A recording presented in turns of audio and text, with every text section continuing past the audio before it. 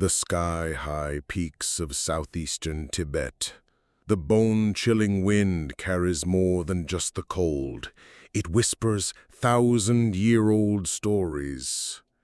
Here, on the slopes of mountains cut off from the wider world, where every step is a challenge and survival is a daily grind, live the Lhoba people.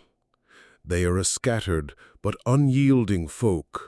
Their villages are small islands of life amidst rock and ice, unconnected by wide roads, where the air is thin and nature lays down its own harsh rules with no tolerance for weakness or deceit. In this world where survival is the ultimate value, the path to marriage is forged in a way that is profoundly real and completely different from what we're used to. Evening settles in one of these high-altitude villages. The sky is a bottomless expanse of stars, the kind you only see in the mountains, alone with the cosmos. The frosty air hums with silence. In a small hut built of stone and wood, with an earthen floor and a central hearth, sits a young woman. She is 18, the age when it's time to think about the future. Her gaze is calm, her hands busy with the unhurried work of mending clothes and preparing a simple meal. But this night is different. Tonight, the men will come. They won't bring gifts or boast about their accomplishments. They will simply be to be with her.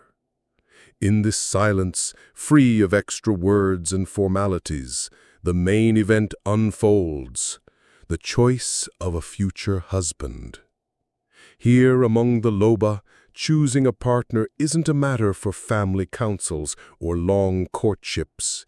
It is a woman's personal decision, made after she spends time alone with each suitor. These nights aren't just meetings. They are a deep, physical exploration of another person, a test of compatibility, of harmony, of something that can only be felt in moments of total sincerity when all pretense falls away. In a place where every day is a struggle, a life together demands absolute honesty and a profound understanding of one another. It's not enough to be strong or a smooth talker. What matters is who you are when you're close, in the vulnerability of the night, when there's no room to fake it. This tradition was born from the need to choose the most reliable partner possible, in a world where one mistake could be fatal for the entire family. The woman holds a special place in this process. She is the one who makes the final decision. A man doesn't take her as a wife. She is the one who chooses who to welcome into her life. Her primary tool isn't logic or the advice of elders, but her own body, her intuition, her ability to feel the right person through physical connection. The candidates, men from her village or a neighboring one who consider themselves ready for a family, arrive one by one. This isn't a competition or a contest. If the woman agrees to see a man, he gets a chance to be known in the darkness of the night, in private. For the young woman, this process is an initiation. By going through these nights, she not only chooses a husband, but also comes to know herself. She learns to trust, to feel, to distinguish the real from the artificial. She masters the language of the body, of touch, of silence.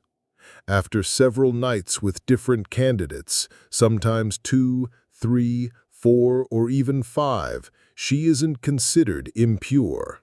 On the contrary, she is respected as wise and mature, capable of making important decisions. She has proven her readiness and earned the community's recognition.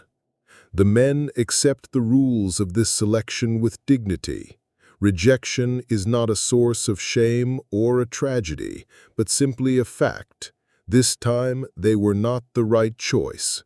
It's viewed more like an unsuccessful attempt at a difficult task, met without resentment, envy, or aggression. In a world where survival depends on teamwork, these rules are not only reasonable, but essential. Unlike in many other cultures, where such practices might be hidden or considered shameful, here it is a respected, if private, part of choosing a mate. The tradition is kept out of the public eye, existing in the inner sphere of life, in oral histories, songs, and whispered nighttime stories. But it is alive and well, shaping the destinies of the people in these mountains. This tradition of choosing through intimate knowledge is not just a ritual, it's a practical tool for building a strong society capable of withstanding the challenges of nature. At the center of this process is the simple hut, a sacred space where the mystery of choice unfolds. There is no room here for flashy displays of wealth, only the warmth of the hearth, the dim light, and the quiet in which a man reveals himself, not through words, but through his actions and his attentiveness. When a man comes to the woman's hut, he doesn't try to impress her with tales of heroic deeds or fancy gifts. Something else is important: how he behaves in the intimate quiet, how sensitive he is to her reactions, whether he can be gentle, considerate, and calm.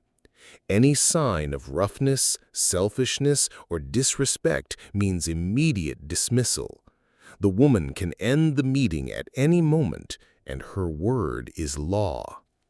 This approach might seem risky, but for the Lhoba, it's both logical and pragmatic.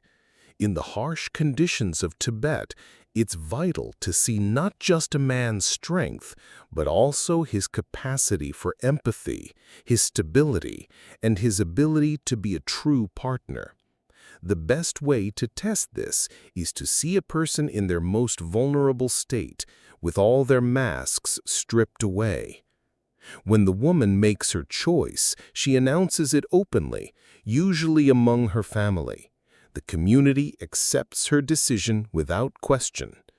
The men who were turned down show no resentment and move on, waiting for their chance with another woman.